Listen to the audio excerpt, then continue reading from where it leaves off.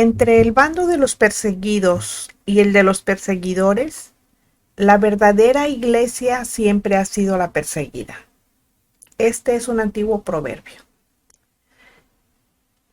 El día de hoy voy a publicar algo que tiene el único fin de abrir los ojos a personas que quizás, al igual que yo, vengan de un contexto católico, deseando que el Espíritu Santo les revele la verdad y reconozcan a Cristo como su Señor y Salvador, porque el tiempo de su venida por la iglesia está cerca.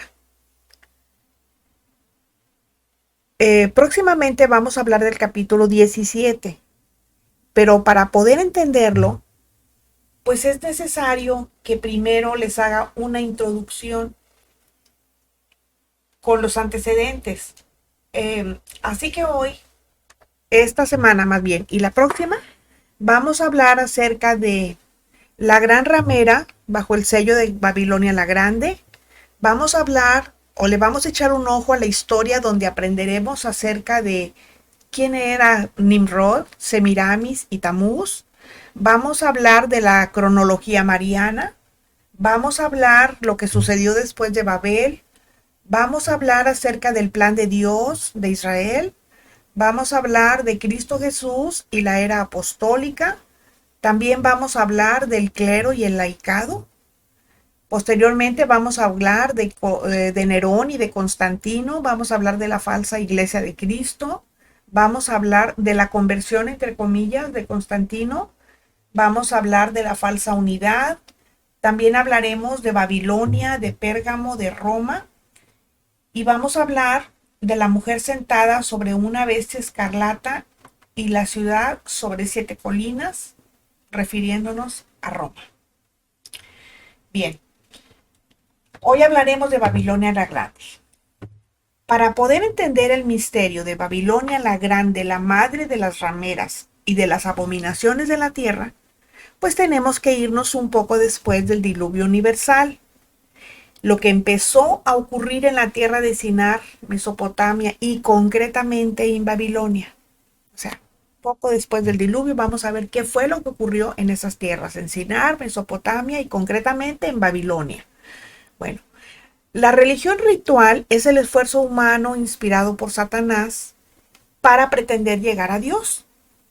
La religión ritual es el engaño del maligno con el que el hombre pretende congraciarse con Dios. Y poco después del diluvio universal, después de que el hombre empezara de nuevo a multiplicarse sobre la tierra, poco a poco se fue alejando de Dios. Satanás conoce a la perfección la profecía bíblica. Él sabía que un día, Dios tomaría forma de carne y que nacería de una virgen en esta tierra. Porque Jesús vino a buscar y a salvar a la humanidad de la perdición eterna y el infierno, creado para Satanás y sus demonios. El diablo odia a Jesús y ha determinado destruir el evangelio de salvación. Por eso, para confundir y engañar a la humanidad, astutamente estableció su propio Cristo, estableció otro evangelio y otro espíritu. Esto último no es nuevo, es tan viejo como lo es también el pecado. El enemigo de nuestras almas decidió desarrollar un sistema religioso oculto que controlaría al mundo. Un sistema en el que la gente podría creer, matar y morir por él. La Biblia lo llama Babilonia la Grande, la madre de las rameras y de las abominaciones de la tierra.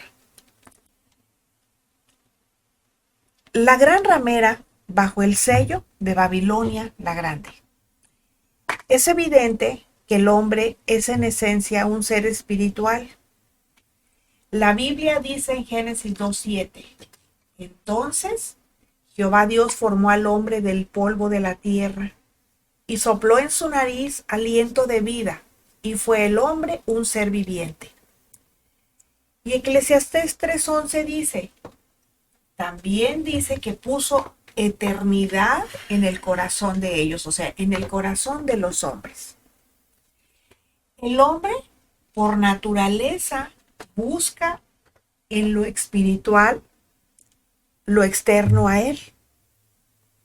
Satanás se ha aprovechado de esto y desde el tiempo de la construcción de la Torre de Babel en Génesis 11, después del diluvio, ha estado enseñando al hombre cómo, entre comillas, llegar, según él, a Dios a través de las diferentes religiones.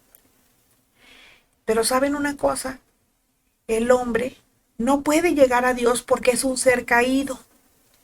La gran diferencia es no que el hombre pueda llegar a Dios, sino que Dios llega al hombre en la persona de Jesucristo.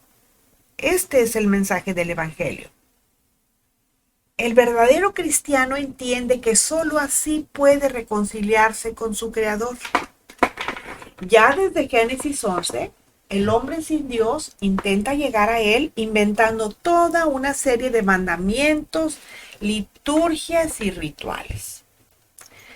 La primera ciudad construida después del diluvio fue Babilonia. Allí Satanás empezó a levantar su centro de operaciones. Ese nombre, Babilonia, iba a definir ese sistema de confusión, porque eso es lo que significa Babel, Babilonia, confusión y maldad espiritual que ha existido y dominado a lo largo de la historia de la humanidad sin Dios. Cuando Juan fue inspirado a escribir su libro, o sea, el Apocalipsis, la antigua Babilonia como ciudad ya hacía mucho tiempo que había dejado de existir. Ya casi ni ruinas había. Para más información se puede buscar en Isaías 13 del 19 al 22, en Jeremías 51 al 62. Por eso se me ha pasado decirle que cuando vaya a escuchar esto, siempre tenga su Biblia, su libreta y su pluma a mano para que empiece a tomar notas. Bueno, la ciudad fue destruida, pero la religión de la ciudad no.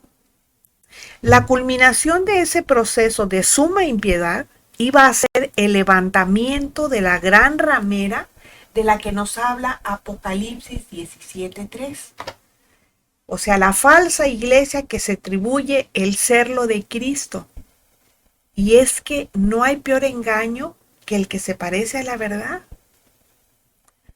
Bueno, ahora vamos a hablar del representante de la gran ramera. El representante actual de la gran ramera, la organización llamada Iglesia, localizada en Roma. Vamos a hablar de la religiosidad. La religiosidad es un concepto intrínseco en la humanidad. Es la perversión del sentido espiritual de acercarse a Dios y está en todas las culturas y razas del planeta. Definitivamente estamos hablando en primera instancia de la llamada Iglesia Católica y Romana, a lo cual yo nada más le pondría romana, porque católica significa universal, y ellos no son la Iglesia universal. Ellos no son la Iglesia universal, son la Iglesia romana, cuya sede obviamente está en Roma, por eso se le llama romana. Esa gran ramera lleva en su frente el siguiente nombre: Babilonia la Grande, la madre de las rameras y de las abominaciones de la tierra. Eso se puede ver en Apocalipsis 17:5. Por tanto, la gran ramera está sujeta al sistema babilónico llamado Babilonia la Grande, que es la suma de todas las falsas religiones, o sea, de todas las rameras y de todas las abominaciones de la historia del hombre.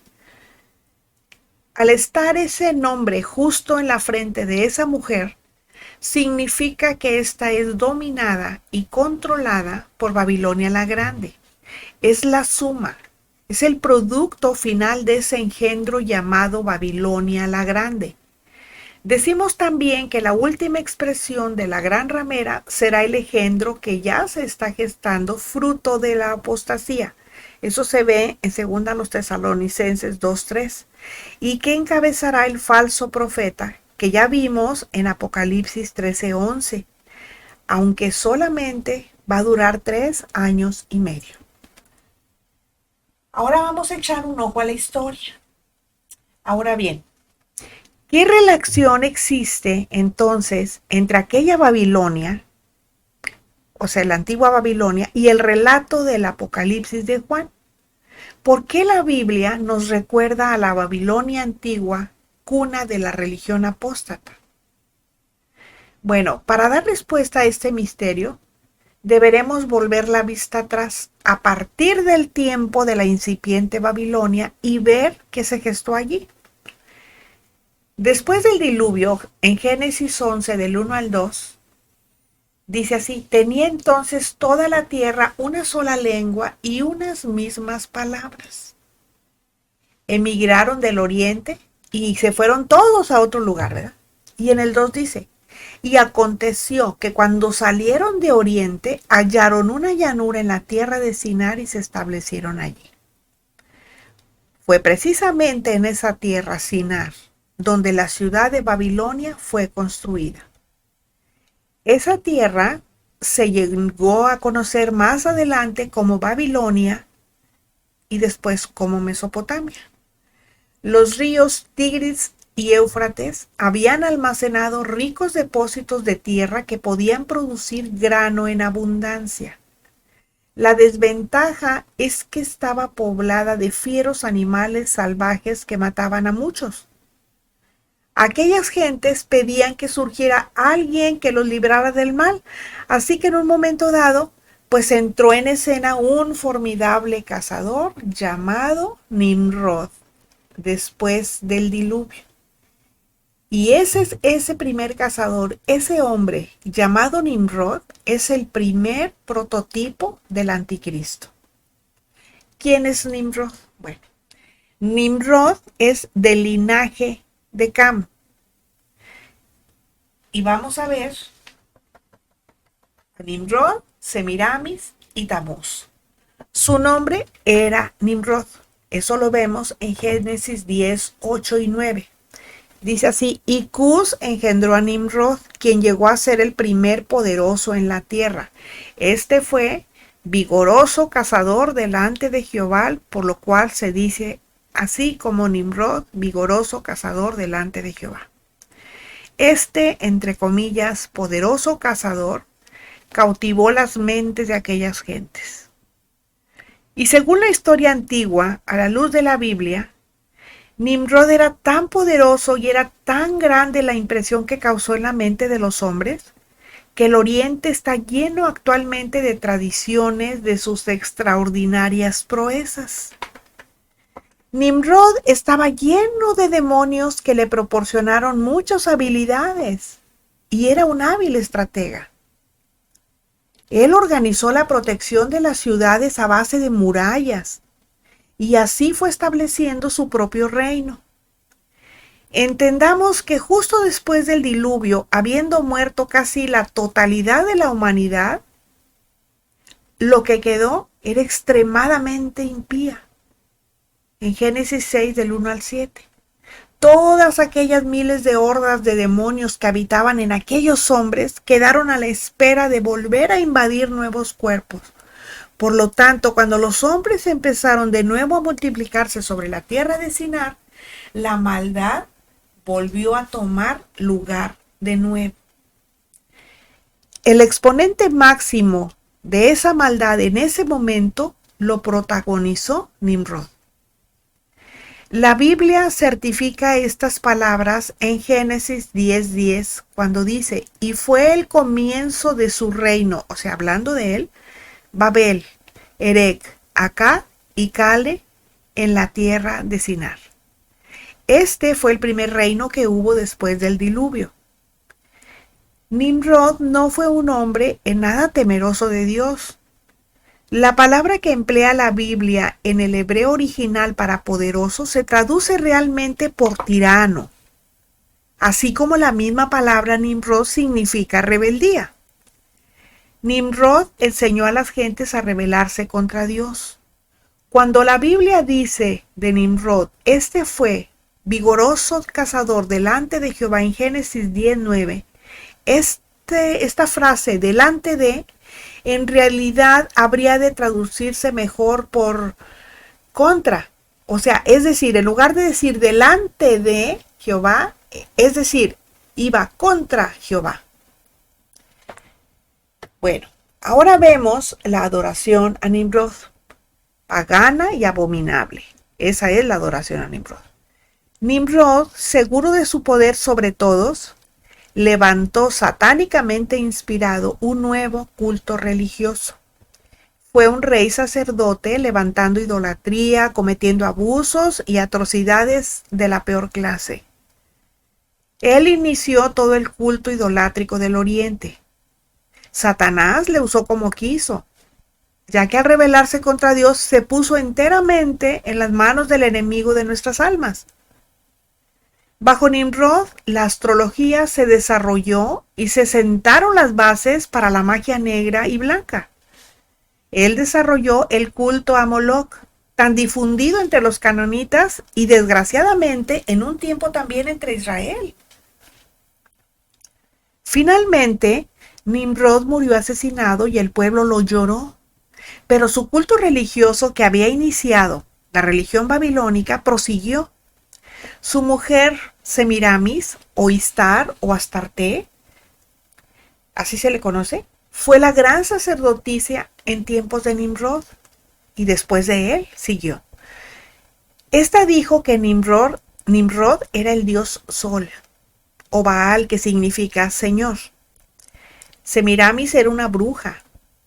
Físicamente era una mujer muy bella y era poderosa, completamente rendida a Satanás. Satanás la usó para sus fines de destrucción de la humanidad. Más tarde quedó embarazada, aunque decía que era virgen, y dio a luz un hijo ilegítimo, a quien le llamó Tamuz, y declaró que ese hijo era en realidad el mismo Nimrod renacido. Según antiguos escritos, Semiramis fue la esposa de Nimrod. Llegó a ser la sumo sacerdotisa de la religión babilónica y fue llamada la Reina del Cielo. Fíjense bien, recuerden ese nombre, Reina del Cielo, no sé si les parezca familiar. Conforme a la antigua leyenda, Nimrod murió y vino a ser el dios Sol. Su mujer Semiramis fue impregnada por un rayo del sol y dio a luz a Tamuz, un falso nacimiento virginal. Más tarde, Tamuz fue muerto por un jabalí. No obstante, después del clamor de Semiramis por 40 días, Tamuz vuelve a la vida, lo cual es una falsificación de la resurrección de Cristo. De hecho, este fue el origen del falso sistema religioso que envuelve la adoración a la madre y al hijo. Es más, durante la cautividad de Babilonia, en Jeremías vemos que esa fue la adoración de Israel, la abocada a Semiramis como reina del cielo. Como les digo, algo les debe recordar ese nombre. Eso se puede ver en Jeremías 7, 18 y 19, o también en el 44 del 15 al 30. En el templo de Jerusalén adoraban a Tamuz, el hijo de Semiramis. En Ezequiel 8, 14 y 15, esa diabólica adoración se extendió a lo largo del mundo. Acordémonos que la palabra nos habla de Tamuz en Ezequiel 8:14, que dice: y me llevó a la entrada de la puerta de la casa de Jehová que está al norte, y he aquí mujeres que estaban allí sentadas endechando a Tamuz. No contenta con ser suma sacerdotisa, Semiramis se proclamó a sí mismo diosa y demandó que se le sacrificaran niños. Semiramis capitalizó la rebelión del hombre contra las leyes de Dios sobre el matrimonio. Fue ella quien promovió el celibato, una cubierta religiosa para luego cometer adulterio, fornicación, homosexualidad, sodomía y lesbianismo. Este celibato supuestamente separaba a los sacerdotes y los hacía santos. Les hacía como superiores al resto de los hombres y mujeres que contraían matrimonio y tenían hijos. Pero eso solo ocurría detrás de las cortinas. Digo, para afuera, porque detrás de las cortinas era otra cosa. Semiramis, la reina madre, por inspiración satánica, conocía la profecía de que de una mujer nacería el Mesías. Eso se puede ver en Génesis 3:15. Semiramis decía ser el Espíritu de Dios encarnado en una madre humana. Su símbolo era la luna. Yo no sé si algo les diga también ese símbolo. De esta madre supuestamente virgen, pronto aparecieron por todas partes estatuas de ella cargando al pequeño dios Sol, el cual decía que era el Salvador. En Egipto, Semiramis fue llamada Isis y su hijo es Osiris. En Asiria fue Istar y su hijo Bacchus. En Asia fue Cibeles y Deoius. En la antigua Grecia fue Afrodita y Eros. Y en la antigua Roma fue Venus y Cupido. Los nombres y lugares de la adoración de la madre y el hijo varían de un país a otro a lo largo de los tiempos. El catolicismo romano ha sido por excelencia desde su existencia el instrumento del diablo para colocar y recolocar el culto a la Virgen y el Niño.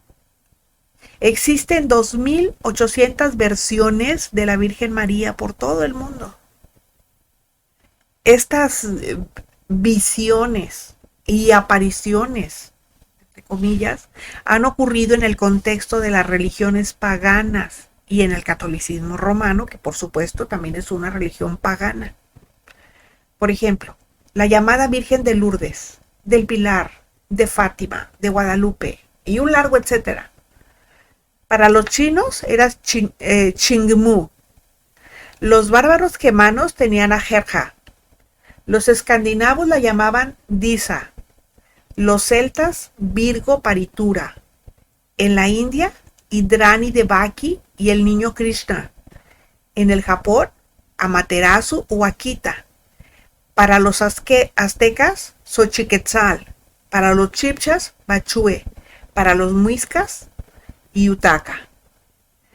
Allá por el 25 de agosto de 1997, el jefe del Vaticano informó que en los últimos días, él, según esto, de ese tiempo, había recibido más de 4 millones de peticiones firmadas animándole a que declarara dogmáticamente, o sea, fanáticamente, que María es la corredentora, juntamente con Cristo. Y cuando el Papa Juan Pablo II, que se declaró mariano, visitó Cuba, coronó la imagen de la Virgen de la Merced, declarándola la reina de Cuba. Esta imagen idolátrica es exactamente la misma que usan los devotos del culto satánico conocido como santería. Y eso solamente puede obedecer a algo que realmente es siniestro, ¿eh? Está dando adoración a un muñeco que representa la que llaman Virgen de la Merced, también ícono de la brujería cubana llamada santería. La diosa Semiramis reclamaba que su hijo fue concebido de una forma sobrenatural y que él era la simiente prometida, el salvador del mundo. Imagínense ustedes qué herejía. Pero también reclamaba la misma adoración no solamente para el hijo, sino para ella como su madre. Las historias de Nimrod, de Semiramis y de Tamuz circularon por todo el mundo y ese culto se hizo popular y empezó la mitología, o sea, empezó la mentira. Según la cultura, se adoptaron diferentes nombres y llegaron a ser la Sagrada Familia. Semiramis llegó a ser conocida como la Reina del Cielo. Satanás utilizó a sus demonios para que produjeran apariciones de esa Virgen Madre por todo el mundo. En los comales, en los árboles, en el agua, no sé dónde. Y a eso le llaman, y le llaman, y yo creo que le van a seguir llamando milagros. Bueno, pues ahora vamos a ver la cronología mariana. Y aquí tenemos algunas fechas históricas que tienen que ver precisamente con el culto mariano romano. Por ejemplo, tenemos el Hora Pro Nobis. Eso apareció hasta el año 600. También está la procesión del Santo Sacramento y el Ave María. Eso apareció en 1011. La Salve Regina o Salve Regina aparece en el 1237. Apareció la invención del escapulario, una cosita que se cuelgan aquí en el cuello con un cordoncito. Eso es debida al Carmelite Stock y apareció en 1251. Después tenemos en 1470 la aparición del rosario. Ese que parece collar, que tiene cuentitas. Bueno, ese es el rosario. En 1475 aparece la fiesta de la Concepción. Luego, en 1854, el dogma de la Inmaculada Concepción es establecido por el Papa Pío IX. Después, en 1950, el dogma de la Asunción de la Virgen. Estamos hablando de puro fanatismo, ¿eh? Como podemos apreciar en esta lista, pues vemos el amplio tiempo entre una y otra, desde la Edad Media que inició el engaño y la oscuridad espiritual que ha ido en aumento hasta nuestros días, que Roma ha venido a hacer de María una diosa, con minúscula. Esa es la triste realidad. Bueno, ahora vamos a aprender un poquito sobre el Ave María.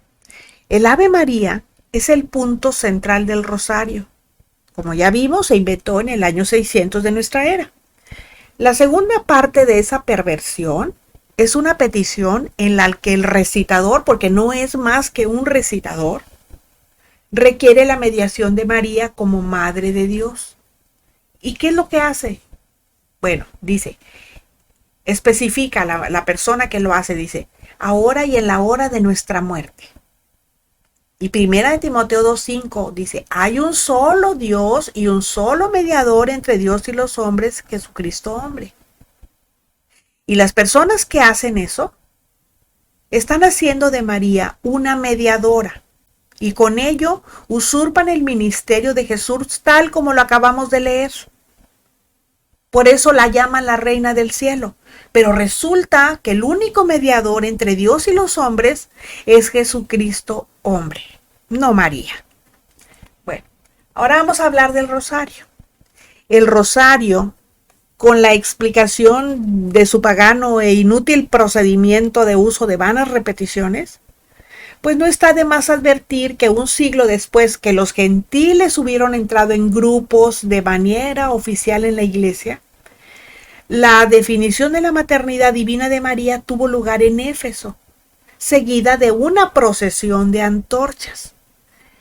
Ahora, quien piense que Satanás no tiene la habilidad para causar este engaño, se equivoca. Solamente vean Apocalipsis 13:15, 16:13, el capítulo 14, el versículo 14 también, y primera de Juan 5:19 en su parte B. Satanás usa esos trucos para engañar a muchos. Es más, ya los ha engañado y lo sigue haciendo. Esas son personas que no buscan al Dios verdadero, buscan lo que les conviene. Por eso son fácilmente engañados. Bueno, volviendo a Babilonia, la mayoría de la idolatría babilónica era reflejada a través de símbolos, por eso era una religión de misterio. El becerro de oro era un símbolo de Tamuz, el hijo. El sol era el símbolo de Baal o de Nimrod, y el fuego era su representación. Y ya que mencionamos al becerro de oro, pues vamos a hablar un poquito del becerro de oro. Bueno, ese famoso becerro de oro, falsa y osadamente se comparaba con el Santo Cordero de Dios. El falso vicario de Cristo, o sea, que ocupa el lugar de Cristo en la tierra. Vestido con ropas imperiales, que nada, absolutamente nada de nada, tiene que ver con nuestro Señor Jesús. Y la cremación de inciensos y el encendido de cirios o su equivalente era práctica común de la religión de Babilonia. Luego tenemos el escapulario, del que ya les hablé hace ratito. El escapulario no es más que un fetiche en el que muchos ponen su fe y confianza, llegando a creer que es algo cristiano, cuando no es más que ocultismo y culto al diablo. Por eso yo les he dicho, para quienes ya han escuchado, Es importante tener fe, pero más importante es saber en quién ponemos nuestra fe. Nuestra fe tiene que ser en algo real, en alguien real. Y para nosotros alguien real es el Señor Jesucristo. Nuestra fe debe estar cimentada en Él, no en un escapulario, no en un rosario, no en otra cosa. Bueno, ahora vamos a hablar después de Babel, lo que sucedió después de Babel. Bueno, después de que los hombres fueron dispersados por toda la tierra a raíz del suceso de la Torre de Babel ocurrido en Génesis 11, sus cultos idolátricos fueron con ellos, ¿saben a dónde? A todas partes. Y en todas las religiones de la tierra hay evidencias del culto babilónico. Babilonia fue la madre o la precursora de todas las falsas religiones que se desparramaron por toda la tierra. El mismo Heródoto, que es el padre de la historia, cuenta que la idolatría se originó precisamente allí, en el área de Babilonia. El propósito de la existencia de la ciudad de Babel fue centralizar el poder en un solo reino. Fue el empecinado esfuerzo de la unidad humanista para un gobierno mundial. Eso lo vemos allí mismo en Génesis 11 del 4 al 6, cuando Dios estaba dando orden a la raza humana a que se extendiera por toda la tierra. Eso se los dijo en Génesis 9:1. Pero todavía hay más. Babel y su torre es la madre de todas las falsas religiones. La torre fue levantada para la práctica de la astrología, que no astronomía, son cosas diferentes, y para adorar al sol. La religión de Nimrod y Semiramis se extendió por todos lados y también llegó a Egipto. Pronto el culto al sol se convirtió en la religión del imperio egipcio y del imperio babilónico. Allí los dioses de Babilonia recibieron nombres egipcios. Además, los sacerdotes egipcios practicaban la transubstanciación. Afirmaban tener poderes mágicos que les permitían convertir a su dios sol Osiris en una hostia de pan. Eso es lo que significa transubstanciación. ¿Qué les recuerda eso? Dice que lo convertía en una hostia de pan o en una hostia. ¿A qué nos recuerda esto? Pues exactamente al ritual católico practicado en la comunión.